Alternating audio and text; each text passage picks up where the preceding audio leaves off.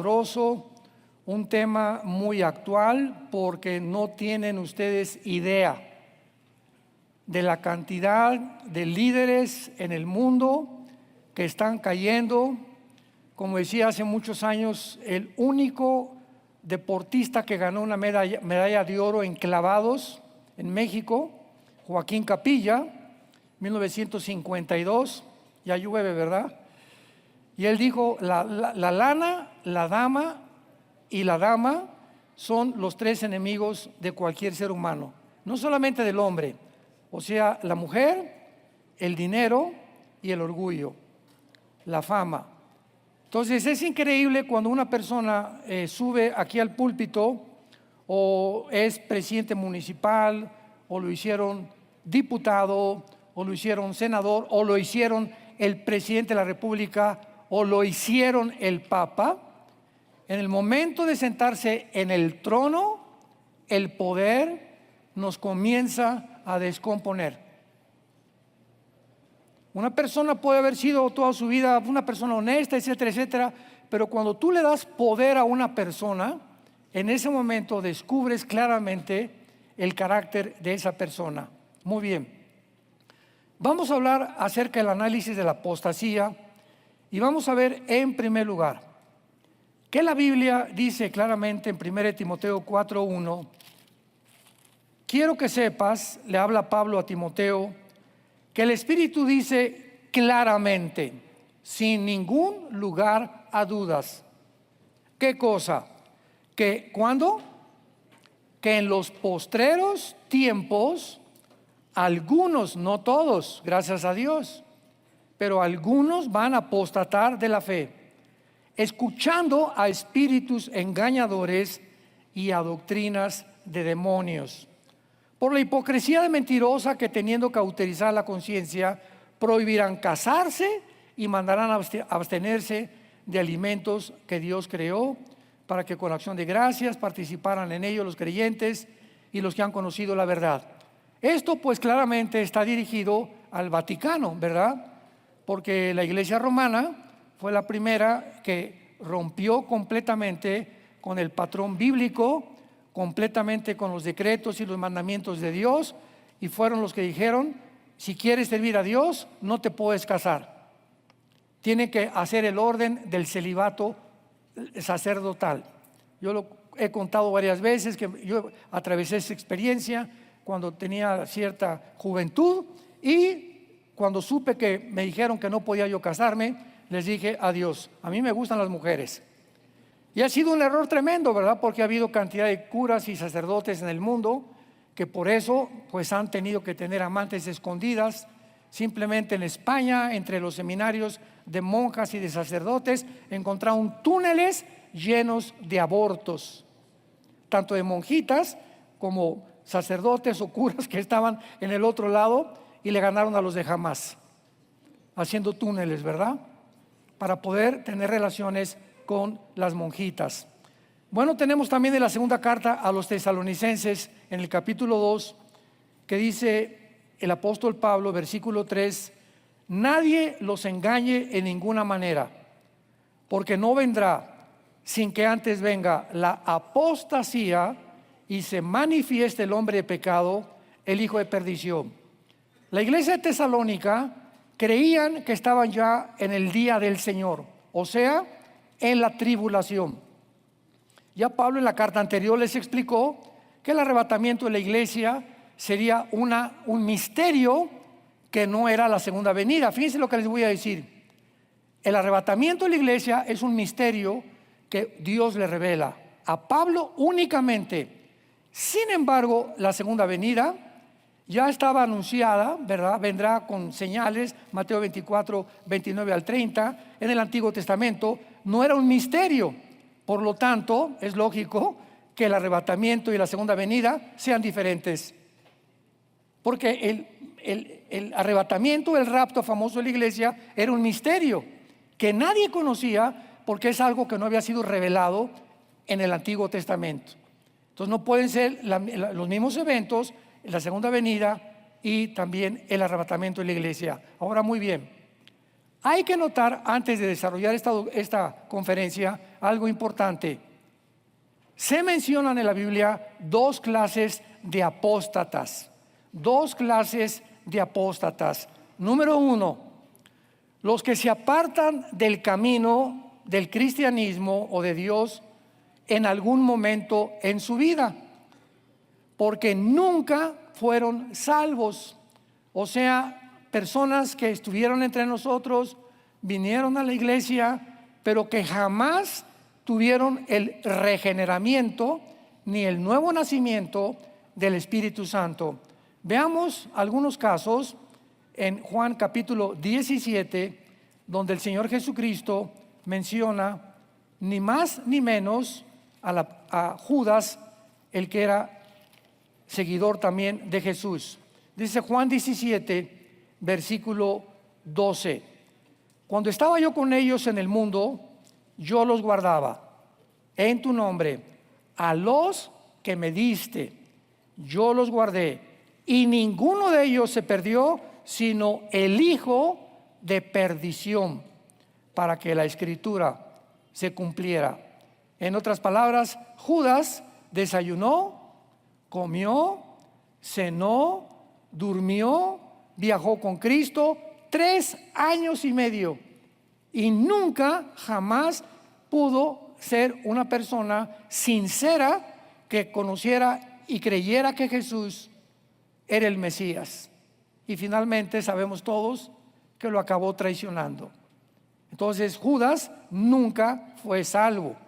Y así va a haber muchísimas personas en la época de la iglesia que van a venir a las iglesias y tienen mucho tiempo en las iglesias y son personas que nunca se han arrepentido y que siguen viviendo como si fueran religiosos nada más, como lo éramos nosotros antes de ser cristianos.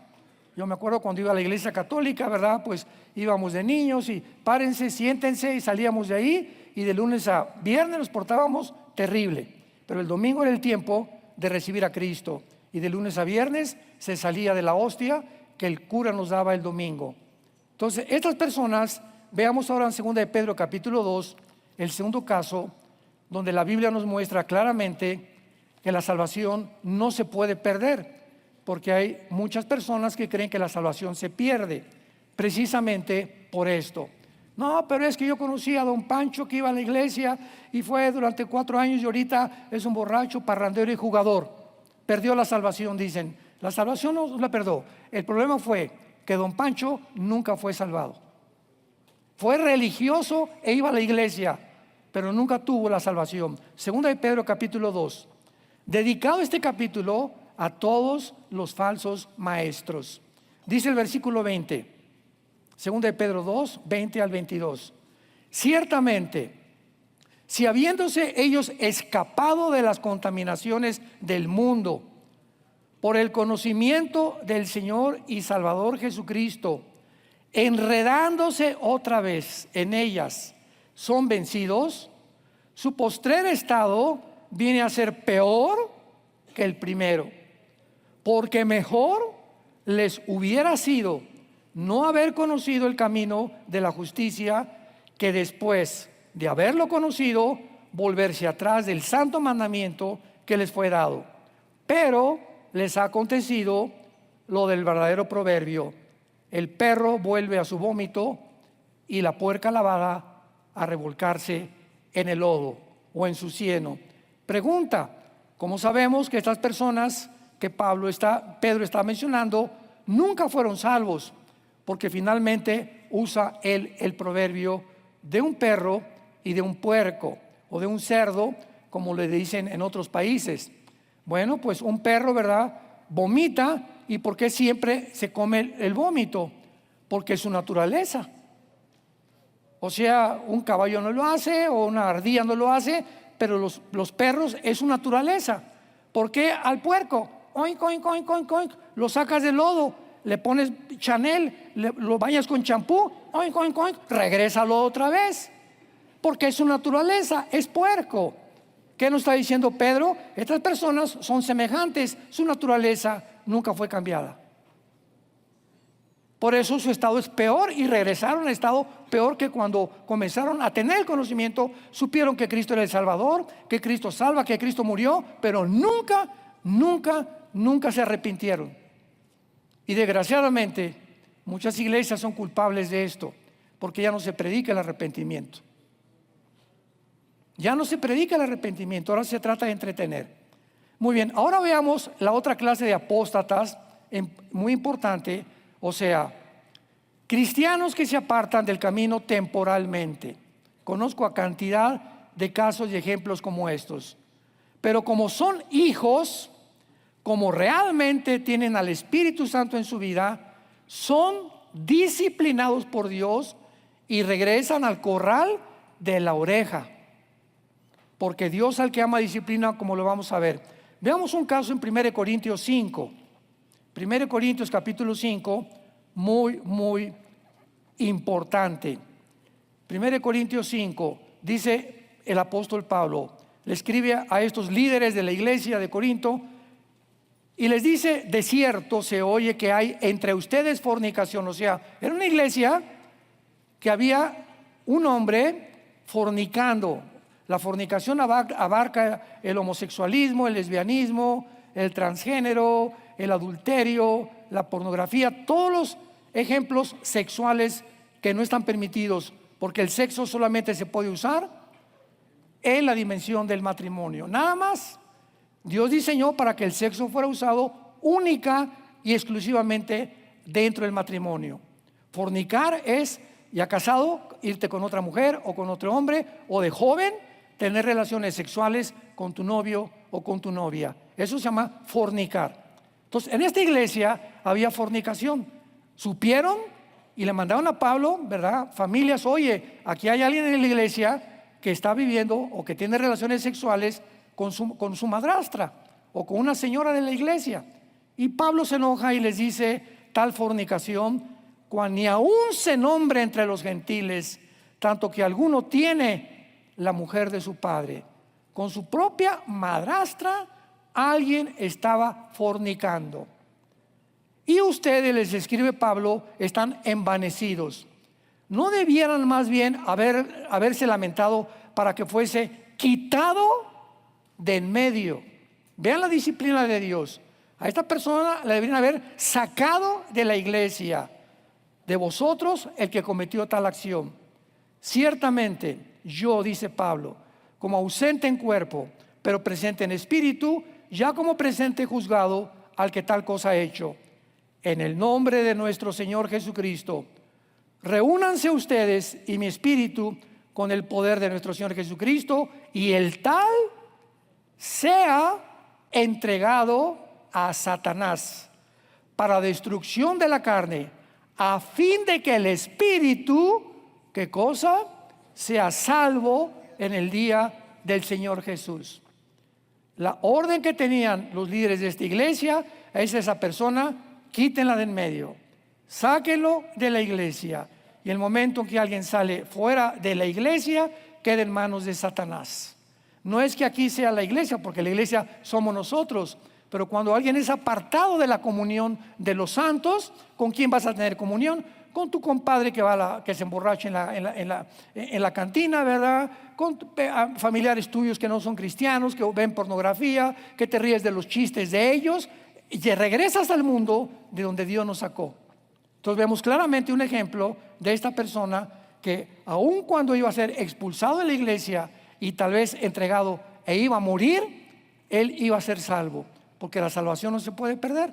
Y al llegar al cielo, pues ya Dios se encargaría en el tribunal de Cristo, ¿verdad? Que es el tiempo en el que vamos a estar cuando esté la tribulación en el mundo, cómo vamos a ser recompensados, y muchos van a ser avergonzados, y muchos, cuando regresemos a morar en el milenio, van a ser como soldados rasos nada más.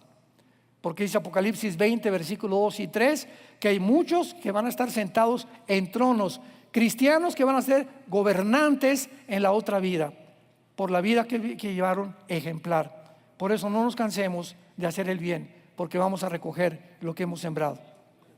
Y vean ustedes finalmente en Hebreos 12, ya algo mucho más claro. recordamos que la Biblia es una revelación progresiva. Tenemos que juntar varios pasajes, varios versículos. Hebreos 12, versículos 5 al 8.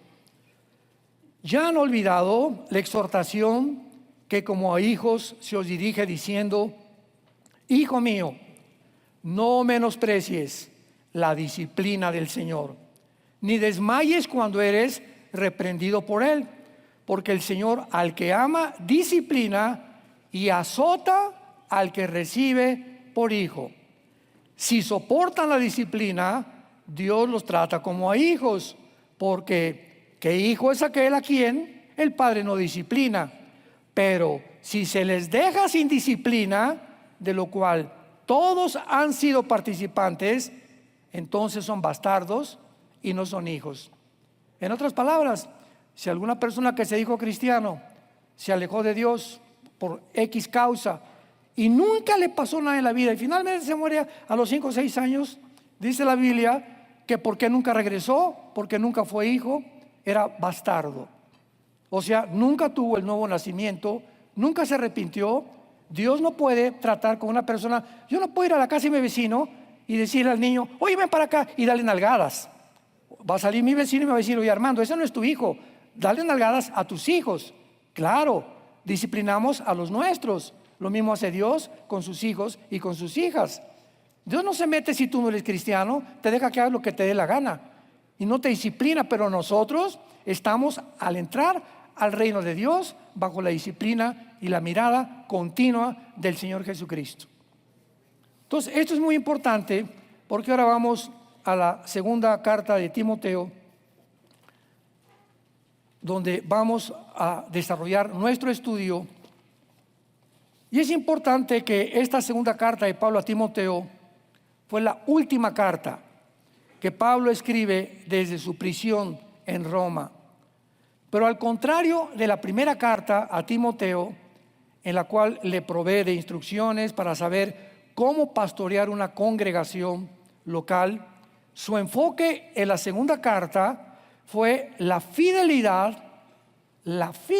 personal que Timoteo debería de mantener como todo ministro de Jesucristo.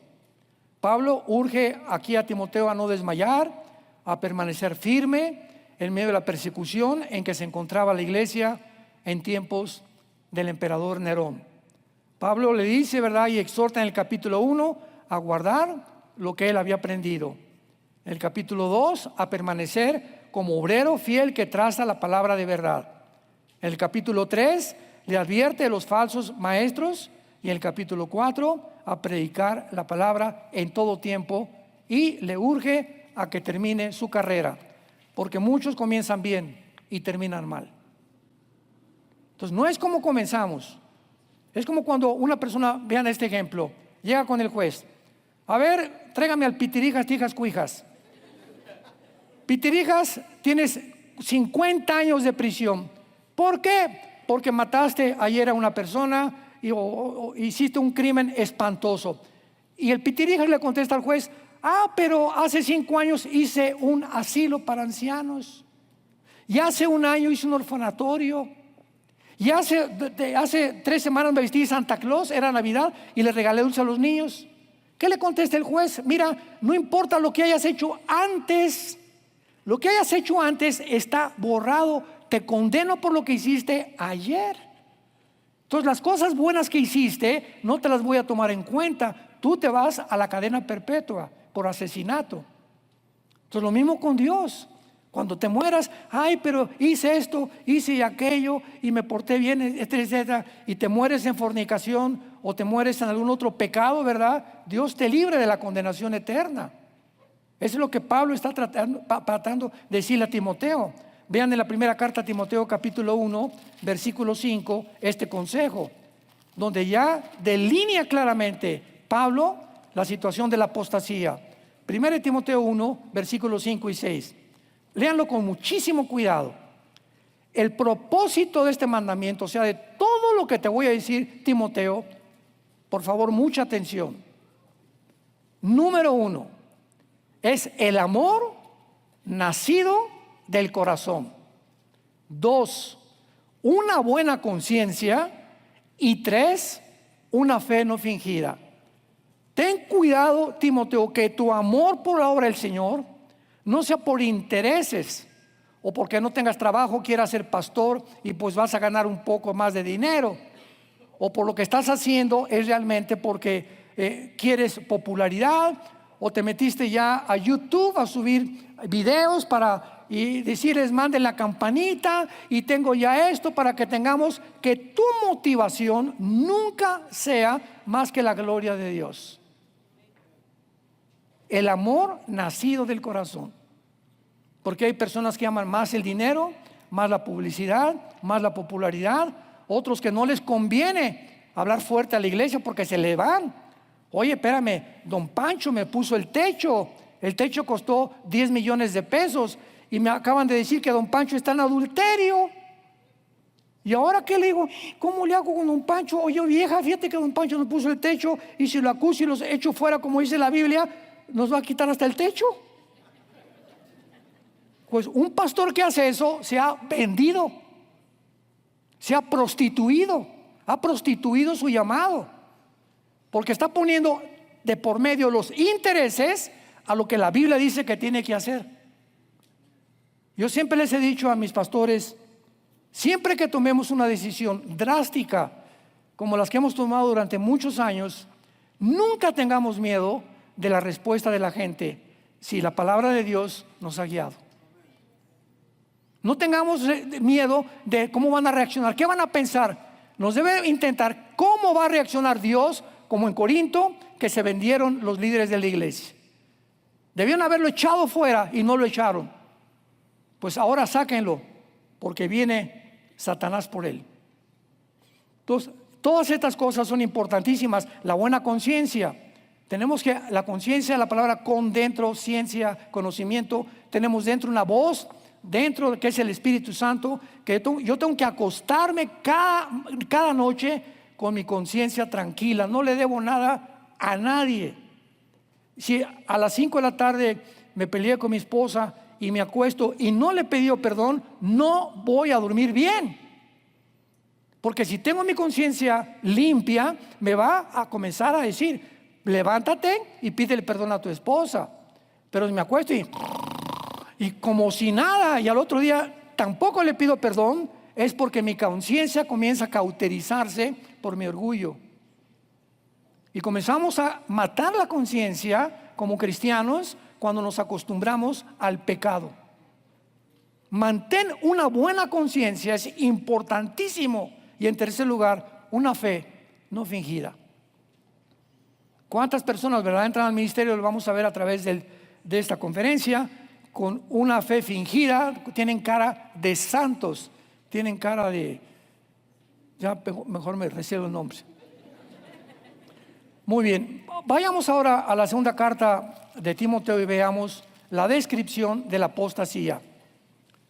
Pablo menciona, pongan mucha atención, a varios desertores, y 2 de ellos son mencionados en 2 Timoteo 1:15. Vayan apuntándolos los que gusten en sus libros. El capítulo 1, versículo 15 dice: ya sabes esto, que me abandonaron, o sea, apostataron todos los que están en Asia, de los cuales son Figelo y Hermógenes. Y más adelante menciona a 2 que lo abandonaron como falsos maestros. Capítulo 2, versículo 17 y 18. 2 más, van a ser 3 ya.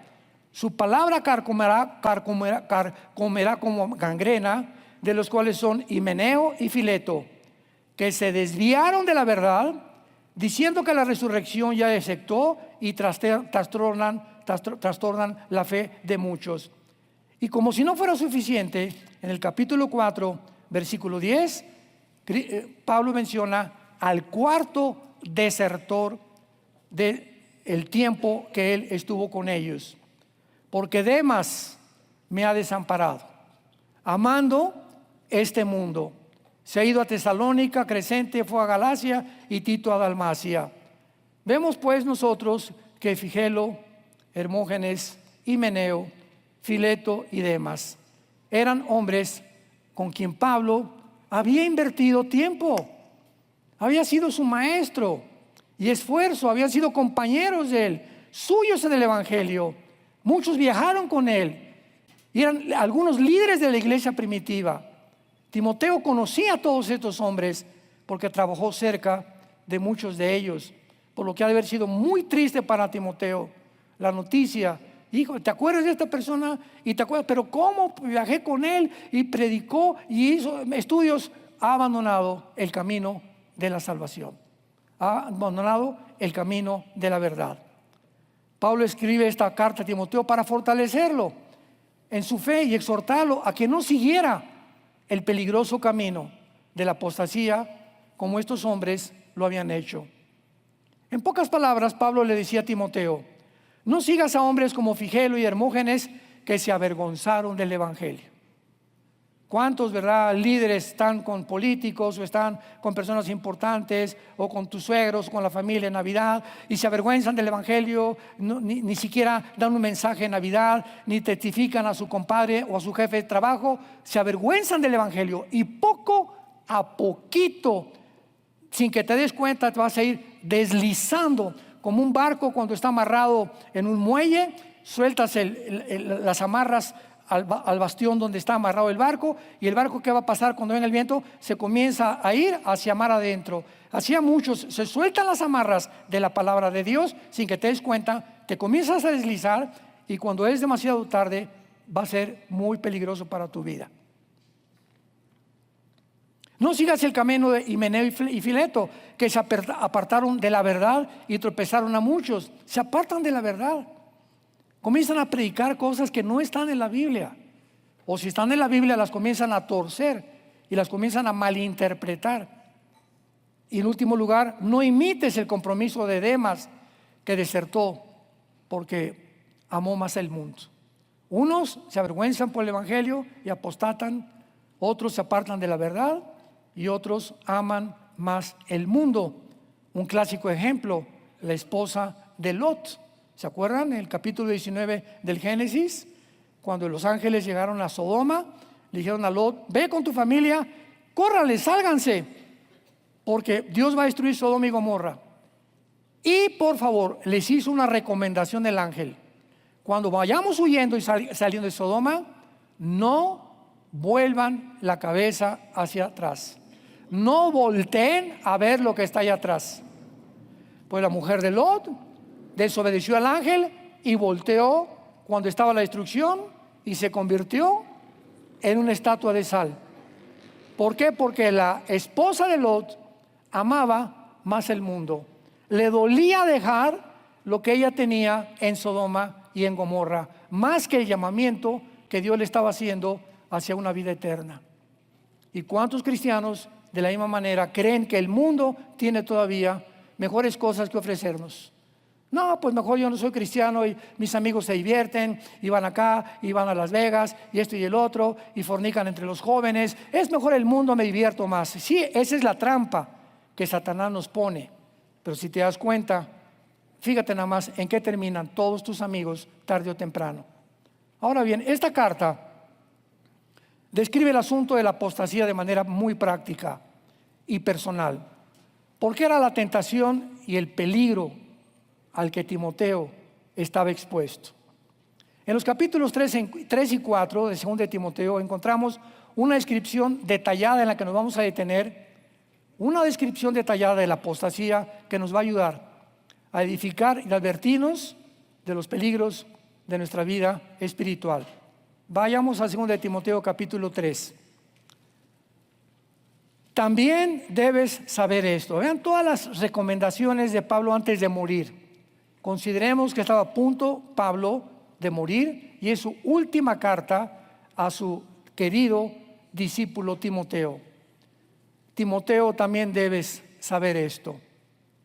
Otra vez, que en los postreros días vendrán tiempos peligrosos. Me detengo aquí. Esta palabra, peligrosos, es la palabra griega chalepos. Y nada más se usa 2 veces en todo el Nuevo Testamento. Aquí se traduce peligrosos. Y la primera vez que se usa es con el endemoniado gadareno. O sea, vendrán tiempos salvajes, ya no peligrosos. Salvajes es otra sinónimo de la palabra chalepos en el original griego.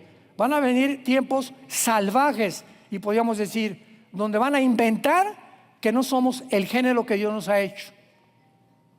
Van a venir tiempos en los que van a propagar que la Biblia es una mentira. Van a venir tiempos en que todos los gobernantes del mundo van a ser poseídos por demonios, y va a haber una conflagración nuclear como el mundo jamás la ha tenido. Timoteo, en vista de esto, te voy a decir por qué.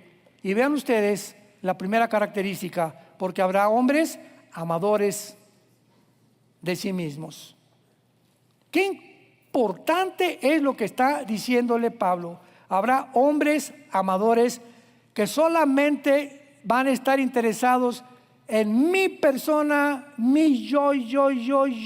No me importan mis hijos. Si me hacen senador, aunque me ofrezcan esto, me hacen diputado, o soy artista, no me importa, voy a tener muchas mujeres. No me importa nadie. Yo solamente quiero, como Superman, subir a la cima, ser popular, que la gente me admire, que la gente me respete. No me importa ni mi mamá, ni mis hermanos, no me importa nadie. Llego a mi casa, no me importan mis nietos tampoco. Voy de vacaciones, mi trabajo, ni a la playa me meto con mis nietos. No disfruto nada porque estoy enjaulado en mí.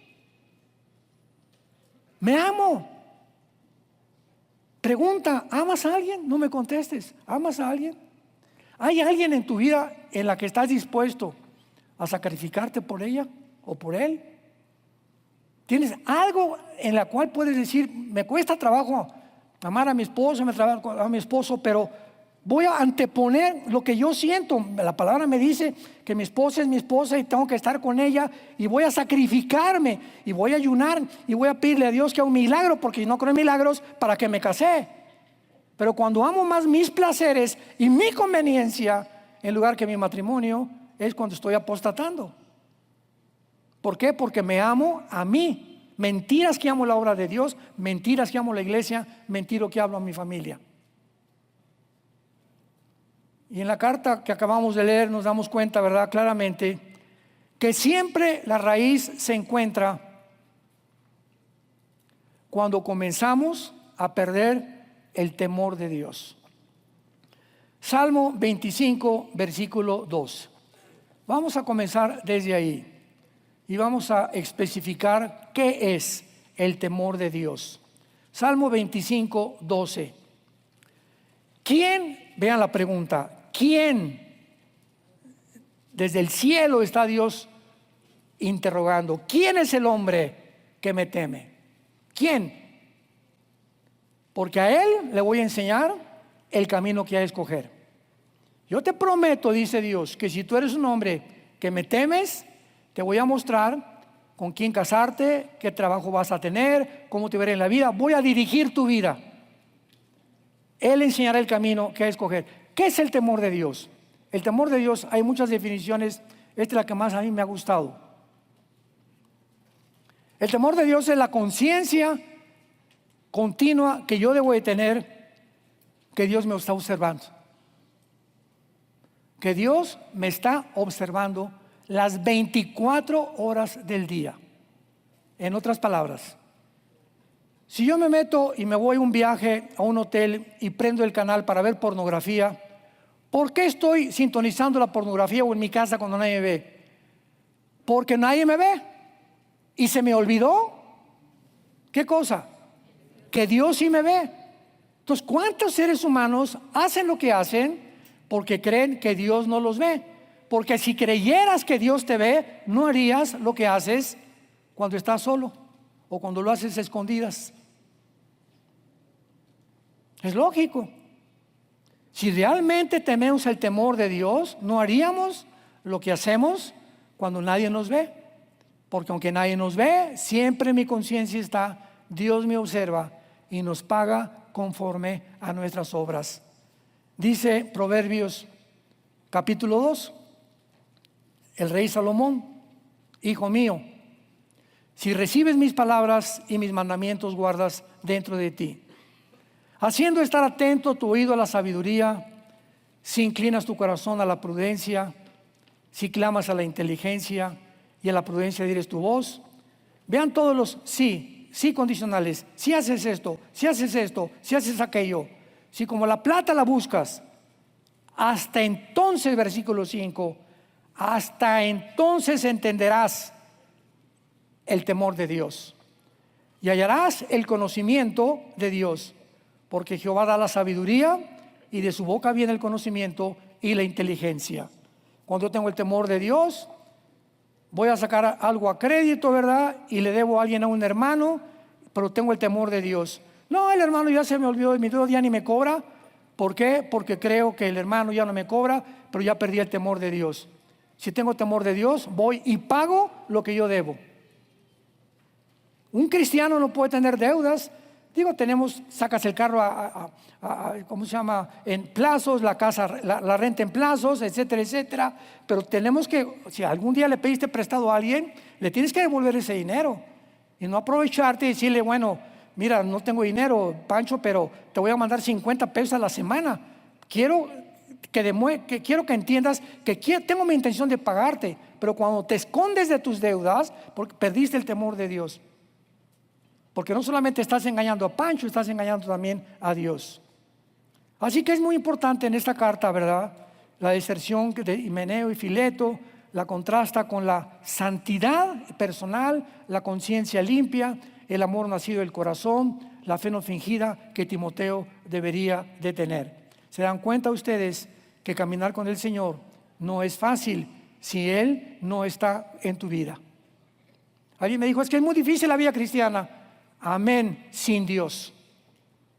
Pero cuando caminamos y nos hacemos amigos con Dios, y Dios, tengo mi comunión con Él diaria, y tengo la Biblia y memorizo la palabra y medito en la palabra día y noche, entonces Él va a tomar a mi vida, como dice en Jeremías 10, 23, el hombre no es señor de su camino, ni del hombre que camina a ordenar sus pasos. Dice Dios, déjame, Armando, déjame guiarte, déjame enseñarte, déjame decirte a dónde quieres ir mañana. Dame oportunidad de trabajar en tu vida, pero para ello, Armando, ríndete a mí, obedéceme. Sin la obediencia no hay bendición. Regresamos a Pablo, 2 Timoteo 3, hombres amadores de sí mismos. Y luego dice Pablo, realmente son personas amadoras de sí mismas, avaros, vanagloriosos, soberbios, blasfemos, desobedientes a los padres, ingritos, impíos. Yo no quiero que nadie levante la mano, ¿verdad? Pero una de las cosas por las cuales Dios nos quiere despegar de la avaricia con la que nacimos. Vean los niños. Tenemos una nietecita ahorita de 4 años y nuestro nietecito Luis Emilio de 1 año. Y Luis Emilio, esto es mío, y le traigo algo a mi nietecita y se lo quita, ¿verdad? No, porque es mío, y si no es mío, tengo la ambición de querer quitártelo. Yo quiero siempre que todo alrededor, 5 o 4 niños, agarramos todos los juguetes. Desde que nacemos, estamos ambicionando controlar. Y cuando nacemos con esa tendencia, llegamos al cristianismo. Cuando estábamos en la iglesia, dábamos limosnas, ¿verdad? ¿Se acuerdan? Echábamos un peso ahí en la iglesia católica, la religión que íbamos, etcétera, etcétera. Y cuando venimos a Dios, ya vemos que ya no es el diezmo. El diezmo es del Antiguo Testamento. Ahora dice 2 Corintios 9, cada quien dé conforme a lo que naces en tu corazón. Dice Dios, mira, ya no te voy a decir cuánto me des, te lo voy a dejar a ti, porque en la medida en la que tú me des, vas a medir tu termómetro espiritual conmigo. Y una de las cosas más horribles que hay en Latinoamérica, lo tengo que decir, es la avaricia. ¿Por qué prosperó Dios Estados Unidos? ¿Por qué, Gerardo? Mandaron misioneros desde hace 2 o 3 siglos. Las iglesias en Latinoamérica, nada más en Costa Rica, casi todas las iglesias las han pagado los misioneros norteamericanos. A mí me guiaron a Cristo, poblaron con el evangelio el mundo entero. Dios los tuvo que bendecir. Pero en México somos avaros, ¿verdad? Regiomontanos, como dicen, codos, con trabajo el 10%, con trabajo el 15%. Y hay otro grupo de cristianos que se aprovechan e inflaron una herejía que se llama la doctrina de la prosperidad. No, y le dicen a la gente, ahorita pónganse aquí los de $1,000, los de $5,000, y todos ustedes van a ser sanados, o hacen campañas de sanidad ofreciéndoles sanidad por la forma en la que están dando, y comenzamos a vender el evangelio. Se fueron al extremo y abusaron de algo que es santo delante de Dios. Dice, hay hombres avaros, vanagloriosos, etcétera, etcétera. Vemos pues que en estos afectos, estas personas amadoras de sí mismas aman el dinero y los placeres más que a Dios. Cualquier motivación que proclamen lo hacen por razones egoístas. Su lujuria, su amor por el sexo opuesto y ambición superan su afecto y su amor por la iglesia de Jesucristo. Actitudes arrogantes, malagradecidos, vanagloriosos. Algo que es muy importante, llega, por ejemplo, fue el 15 de mayo que celebró en México. No levante la mano cuántos de ustedes, a cualquiera de los pastores de ustedes les dijeron, te mando a felicitar, hermano, porque es tu día. No has sido una bendición en tu vida por haberme enseñado la palabra de Dios. No lo hacemos. Con trabajos el día de mamá, le regalan flores a la mamá. Y es el colmo, ¿verdad? Pero así somos malagradecidos por naturaleza. Llegamos a un lugar, a un restaurante, alguien paga la cuenta y te pagas, y como si no, oye, muchas gracias por tu invitación, qué rica la comida por haber invitado. No, ni siquiera las gracias damos. Creemos que nos lo merecemos. Y ese malagradecimiento va contra la Biblia. 1 Tesalonicenses 5, den gracias en todas las cosas, porque esta es la voluntad de Dios para vosotros. Tenemos que ser agradecidos con las personas que nos han ayudado, con los que te han bendecido, en tu familia, con tus hijos, con tus padres. No importa lo que sean tus padres, sé agradecido toda tu vida y Dios te lo recompensará. Y estas acciones también incluyen las obras. Dice aquí en el versículo del 6 al 9, porque de estos, o sea, de toda esta línea de calificativos que se les dan, son los que se meten en las casas y llevan cautivas a las mujercillas cargadas de pecados, arrastradas por diversas concupiscencias. Vemos aquí, ¿verdad?, que tienen como blanco estos falsos maestros, falsos líderes, hombres corruptos, pederastas, lujuriosos. Tienen como blanco a las mujercitas pecadoras que andan buscando ser libres de culpa, como también de continuar su vida de placeres, y se aprovechan de ellas. ¿Cuántas niñas no tienen trabajo, no tienen, y luego las secuestran, las ponen a la prostitución, precisamente porque andan buscando ese tipo de cosas y se dicen cristianos? Ya no quiero nombrar personas que conozco yo que fueron capturados, están ahorita en la cárcel en Estados Unidos porque tenían iglesias y las dedicaban al tráfico de niños. Hay de todo en la iglesia, hay de todo. Cristo tuvo a un Judas. Entre nosotros no todos tienen cara de San Anselmo. Y el versículo 6 lo dice, ¿verdad? Y el versículo 7, están siempre aprendiendo y nunca pueden llegar al conocimiento de la verdad. Bajo el engaño de guiarlas a Cristo, agarran hombres a muchachitas, a jovencitas, el mensaje de los falsos maestros atrapa a las víctimas en esclavitud espiritual, porque en lugar de hacerlas libres, las esclavizan aún más, las hunden más en el pecado. Ten cuidado de todos ellos. Y finalmente, se nos dan algunos consejos para la apostasía. ¿Y cuáles son los remedios que tenemos para la apostasía?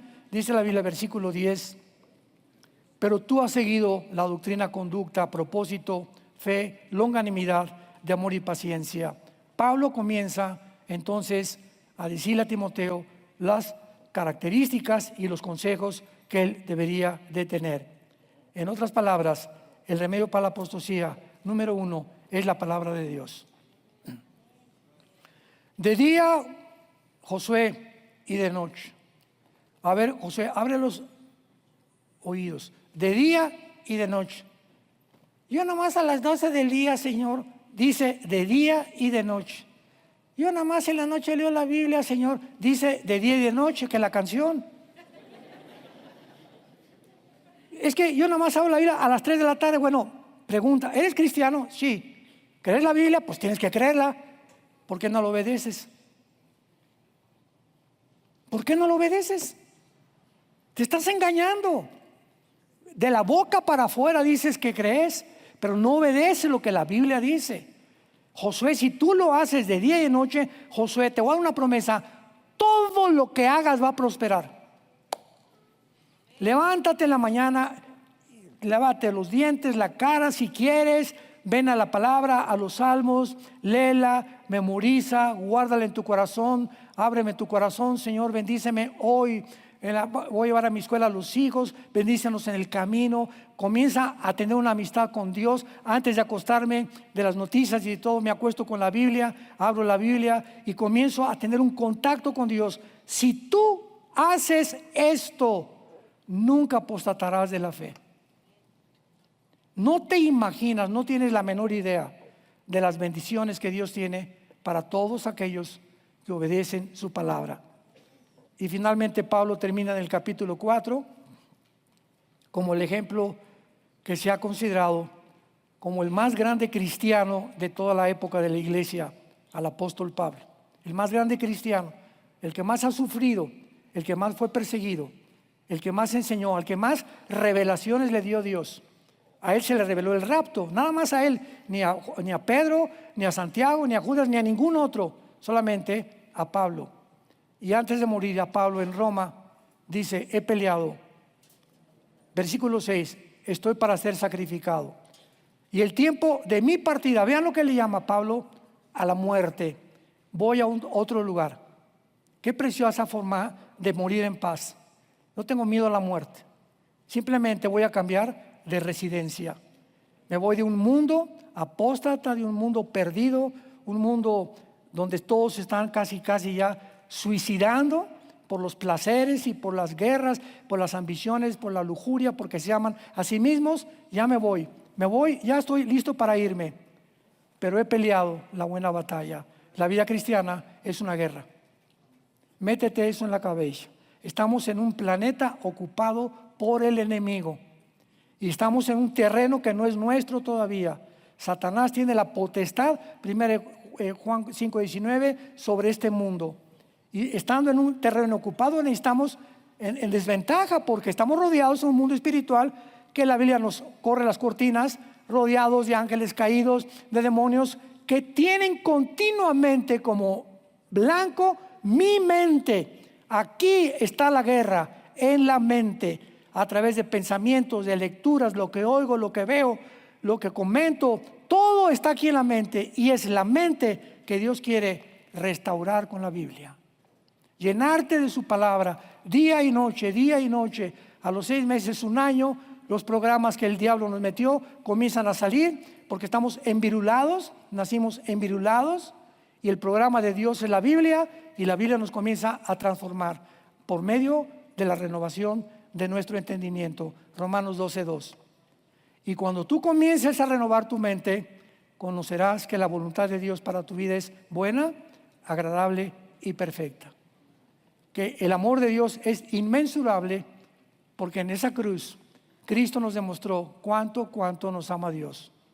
Si alguien quiere conocer cuánto te ama Dios, abrió sus brazos en una cruz y te dice en esta tarde: te amo. Y tú tienes abajo en la tierra que pelear. No te escondas en una trinchera, toma la espada del Espíritu, ponte el casco de la salvación, el escudo de la fe. No pierdas la confianza en mi palabra para apagar los dardos del maligno, y resiste, porque vengo pronto por ti. Es lo único que nos pide Dios, hacer resistir hasta que Él venga. He guardado la fe. Por lo demás, me está guardada la corona de justicia, la cual me dará el Señor, juez justo en aquel día, y no solo a mí, sino a todos los que aman su venida. Estos últimos meses le he preguntado a todos los cristianos casi con los que me he encontrado, en mis viajes, en el avión, etcétera: oye, ¿te gustaría que viniera Cristo? Y la mayoría me han dicho: no, yo quisiera tener hijos, hermano, y me quisiera casar todavía. O sea, todavía creen que hay cosas mejores que cuando venga Jesucristo. Decimos en mi tierra: chamacos babosos. Usando la expresión, ¿verdad? Yo soy de Oaxaca. Entonces, qué increíble es que podamos nosotros llegar a pensar eso, ¿no? Como la esposa de Lot. Y Pablo no, todos los que aman la venida, yo, toda la noche, Señor, a lo mejor vienes hoy en la noche por mí. Señor, yo le digo a Dios, siempre le pido a Dios, me está escuchando, sabe que estoy diciendo la verdad. Siempre le pido a Dios, Padre Santo, yo te pido que si vienes hoy, nos lleves a todos. No me lleves a mí nada más, que vengas por nosotros todos, que seamos la generación de la higuera, los que no vamos a gustar la muerte. Pero te estamos esperando, Jesús. Le digo todos los días, Jesús, ven pronto por nosotros. Porque amo que Él venga allá y nos saque de este mundo. Pero mientras estamos aquí, prediquemos la palabra de Dios con la pasión del Espíritu de Dios. Oremos. Te damos gracias, Padre. Todos queremos expresar estas palabras del apóstol Pablo antes de morir. Pablo murió con un amor no fingido. Verdaderamente Pablo amó a Dios. Y él estuvo dispuesto a pagar cárceles, persecuciones, traiciones, maldiciones, malos tratos, porque te amaba. Y nos dejó también grabadas sus palabras diciendo: de ninguna cosa hago caso, ni estimo preciosa mi vida con nadie, con tal de que acabe la carrera que Dios me ha llamado. De ninguna cosa hago caso. Padre, te damos gracias porque nos has llamado con un llamamiento santo, y gracias también porque nos has hecho renacer para una esperanza viva por medio de la resurrección de Jesucristo de entre los muertos, a una herencia incorruptible, y porque todas las cosas que pertenecen a la vida y a la piedad ya nos las diste por medio del conocimiento sagrado de Jesucristo, para que participemos de tus promesas y de la naturaleza divina que tenemos en nuestra vida por tener la persona de Jesús en nuestro corazón. En esta noche, en esta tarde, si tú eres un pastor o no eres pastor, quiero decirte algo: eres el pastor de tu casa, y te hablamos a ti también como jefe de familia para que tomes la responsabilidad delante de Dios y les dejes a tus hijos el más grande ejemplo que les podamos dejar. Que al morir nuestros hijos puedan decir: mi padre no me dejó una casa tal vez, ni me dejó una herencia, pero mi padre me enseñó a confiar en Jesucristo, y si morimos con esa confianza, que nuestros hijos mueren con Cristo, morimos tranquilos, porque sabemos que Él nunca, nunca, nunca los va a dejar, ni los va a abandonar. Gracias, Padre, por esta herencia preciosa que tenemos en ti. Y en esta noche, los que no tengan a Jesús, dile en tu corazón: Señor, te necesito. Creo que en esta cruz pagaste por mí. Ya no quiero seguir viviendo en pecado, y reconozco que yo no tengo el poder para poder dejar el pecado. Por eso vengo a ti, para que tú entres a mi vida y me des ese poder y me ayudes a cambiar mi manera de vivir, porque quiero ahora vivir la corta vida que me queda para conocerte, servirte y adorarte en espíritu y en verdad. Porque te doy las gracias por esa sangre hermosa que derramaste y por tu resurrección de entre los muertos. Te lo pido en el nombre de Jesucristo. Amén.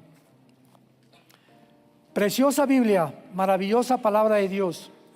Los cielos pasarán, pero la palabra permanecerá. Ahorita todo se está derrumbando: el comunismo, la ideología, las monarquías, la democracia, el capitalismo, todo a nuestro alrededor se está derrumbando, todo, las religiones.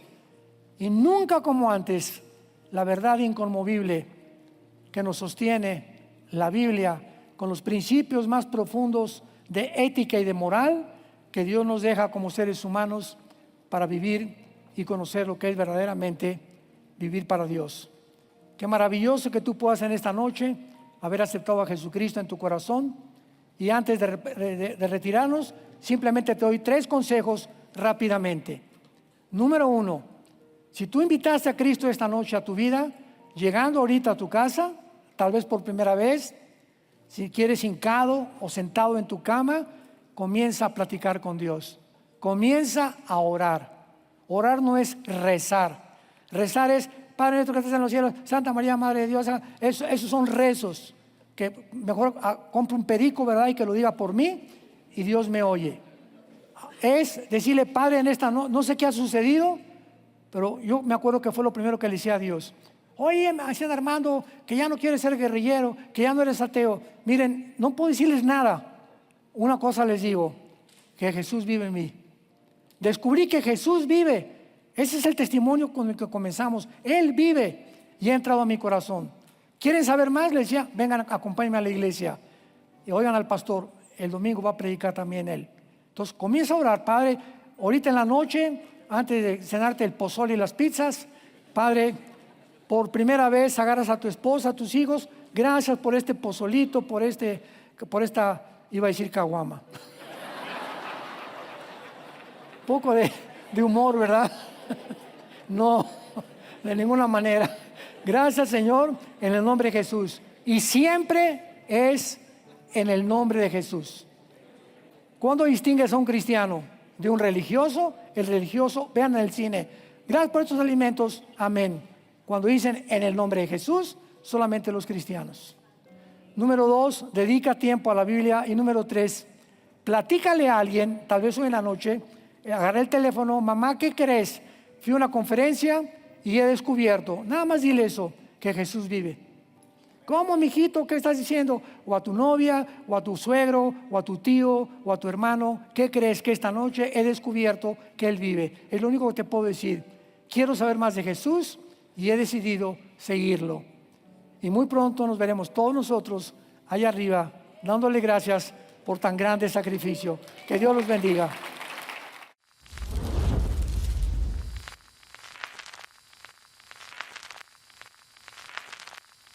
Hola, ¿qué tal? Me da mucho gusto saludarles y quisiera simplemente comunicarles que gracias a todos ustedes a través de todas las naciones del mundo que aman la palabra de Dios y que realmente están interesados en que nosotros como organización Vida Nueva para el Mundo y Armando Alducin Ministries continuemos predicando el Evangelio de la Gracia de Jesucristo y que podamos nosotros continuar haciéndolo gracias a sus donaciones. Este año cumplimos 46 años de ministerio, 46 años donde hemos predicado, hemos enseñado, hemos tenido seminarios y de diferentes formas de estudios bíblicos alrededor del mundo y hemos pensado y considerado de una forma fiel el Evangelio de la sana doctrina de Jesucristo. Nosotros, con todas estas donaciones, tenemos que sostener pastores, misioneros, obras, equipos de televisión, y aún continuamos buscando la manera de poder elevar este ministerio.